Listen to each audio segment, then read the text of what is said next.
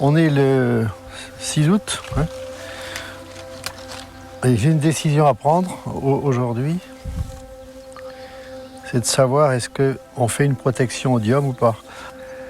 La science de l'agriculture, c'est l'observation. C'est comme la science de la médecine, c'est le diagnostic.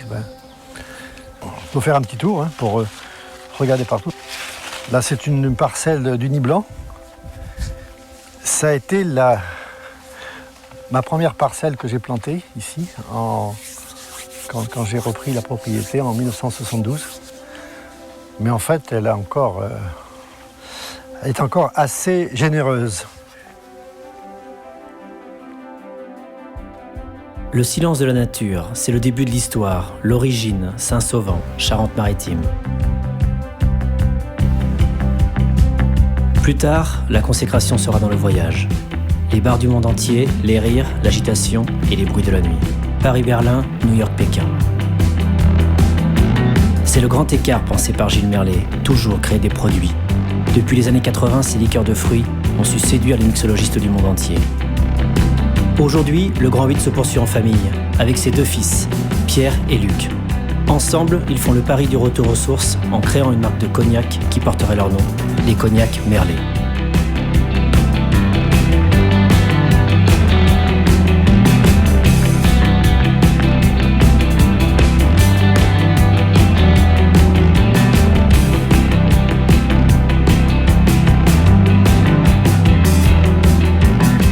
Quand je présentais nos produits, notre histoire à tous ces barman me disaient « mais pourquoi vous ne faites pas votre cognac à votre nom ?» J'ai commencé à en parler un petit peu à mon frère, à mon père. Et mon père avait toujours ce discours « non mais monter une marque de cognac, tu te rends pas compte, ça coûte énormément d'argent, il faut construire les stocks, c'est pas quelque chose pour nous ». J'ai commencé à lui présenter aussi une stratégie qui pourrait être différente de celle des grandes marques, qui serait plus justement d'établir une relation directe entre ce monde du bar et nous, la famille, la marque. La famille et la marque se confondent.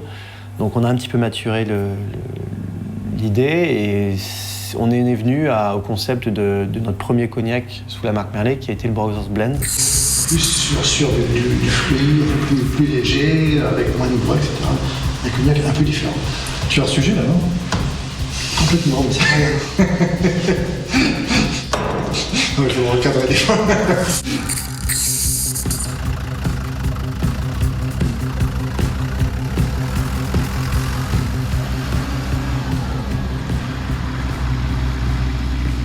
Qu'est-ce que ça faisait hier soir?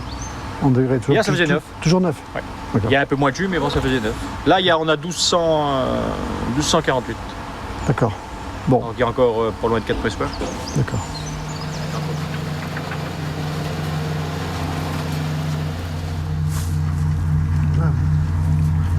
Ah, quand même du sucre. Encore une bonne acidité, pas trop de... Juste un tout petit peu de botrytis, mais à peine.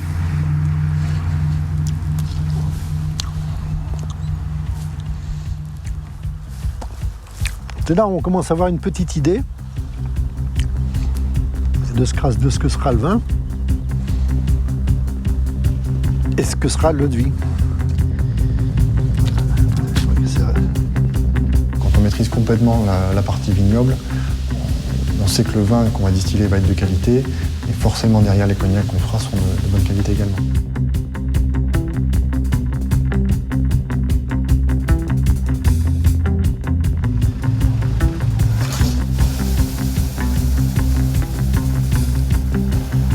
J'ai l'exemple d'entreprises qui ont beaucoup de concepts marketing, qui savent déjà où vendre leurs produits, le commercialiser, mais qui ne savent pas le faire. Nous, on part de l'inverse. On part réellement du goût, des saveurs, du produit, avant de chercher à le vendre. Il n'y a pas de faux goût, il n'y a rien. C'est droit, pas de goût de végétal, c'est très bien. On distille donc le vin comme ça, avec ses levures, où on a une bouche qui est beaucoup plus ample, beaucoup plus ronde, beaucoup moins agressive que si on avait distillé un vin clair, qui a peut-être un peu plus de notes fruitées, mais un peu moins de complexité.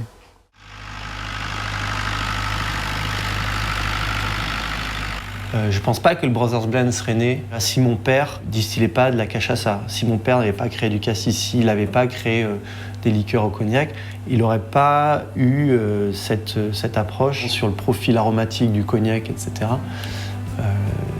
En tout cas, on le voit comme une richesse.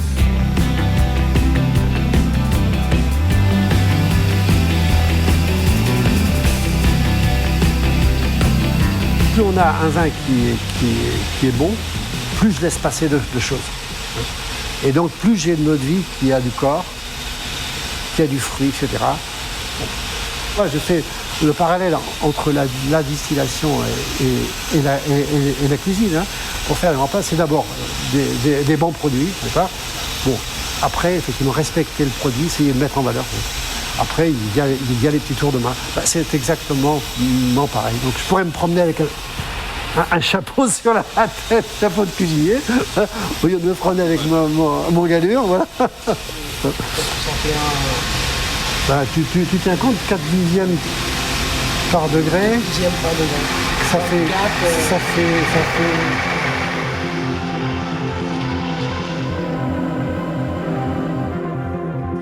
Donc à l'issue de la campagne de distillation, on met l'eau de vie en barrique de chêne français, obligatoirement, pour une durée de vieillissement qui va être aléatoire en fonction de la qualité de l'eau de vie. Il faut regarder en permanence la qualité pour pouvoir réagir au plus vite et sortir l'eau de vie si on se rend compte qu'elle est à son optimum de qualité. Le maître de chai, ça reste chez nous un métier familial, puisque c'est mon père qui initialement était le dégustateur maison. Et maintenant, je l'assiste dans tous les assemblages pour confronter nos avis et pour l'aider et pour amener aussi ma vision des choses sur les assemblages.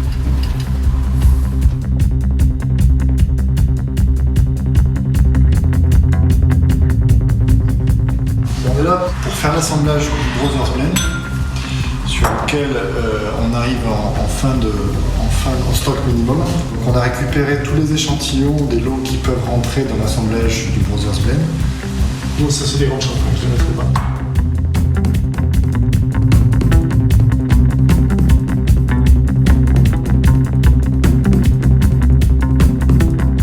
On est sans arrêt en train de rechercher le bon équilibre et cet équilibre n'est pas mathématique.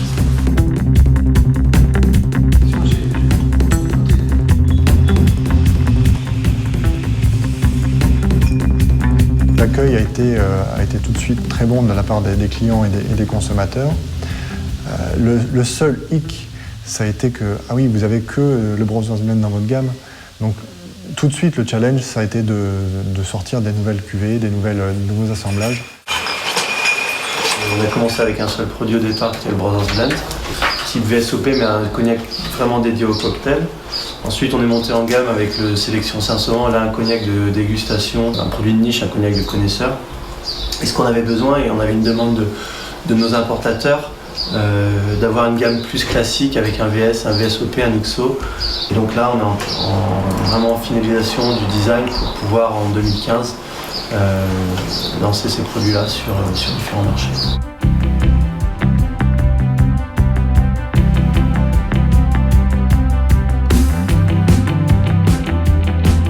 Il y a une ligne directrice qui est dans la famille, c'est de travailler des bons produits bruts pour en faire d'excellents produits finis. C'est essentiel et en plus de ça, ils travaillent comme ça, tous ensemble. Ils ont une même vision des choses parce qu'ils ont grandi ensemble et ça a été inculqué dès qu'ils étaient gamins sur cette façon de travailler. Donc il y a une cohérence entre les produits. Ouais. Si on veut arriver rapide, il faut avoir la bonne idée, mais se donner les moyens économiques. C'est toujours pas facile.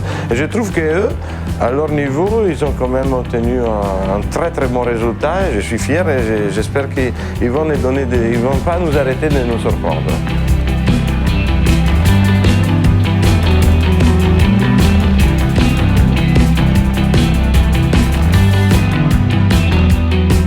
Je voulais qu'en même temps, on soit très sérieux sur le produit, sur la qualité, sur tout ce qu'on fait qui touche réellement au produit, mais en même temps sur la communication, de faire quelque chose un peu décalé. Encore une fois, dans cet esprit d'être une marque jeune de cognac, on avait notre triple sec, on a sorti notre cognac. C'était ça, quoi. C'était Sidecar by Merlet. On avait notre truc, on était la seule marque sous la même marque qui avait le cognac et le triple sec. On pouvait se le réapproprier, en faire notre cocktail signature. Je voulais qu'on leur donne ce côté fun, décalé, et en même temps, pour eux, c'était vraiment drôle de voir des gens d'une marque, une famille, d'avoir cette autodérision par rapport à eux-mêmes. Et tout de suite, ça a pris énormément. Tout le monde a adoré. On avait commencé première année, je crois, sur 3 ou 4 pays. Et maintenant, en Europe, on est rendu à 9 pays en Europe, plus États-Unis, Canada. On lance la Russie cette année également.